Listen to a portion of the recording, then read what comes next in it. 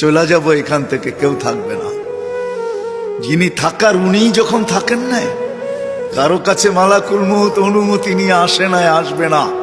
শুধু একজন মুহাম্মদুর রাসূলুল্লাহ সাল্লাল্লাহু আলাইহি ওয়াসাল্লামের কাছে মালাকুল মউত যখন আসছেন, তো আল্লাহ বলছে বন্ধুর কাছে অনুমতি নিয়ে ঢুকবে। অনুমতি দিলে ঢুকবে, নাইলে ফিরে আসবে।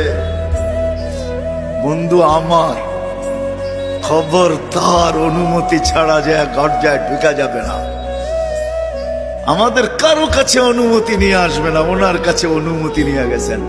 তারপরও বলছে শোনো, ঢুকার অনুমতি দিলেই কিন্তু হাত রাইখা দিবা না, আবার অনুমতি নিবা, রাখবা কি রাখবা না।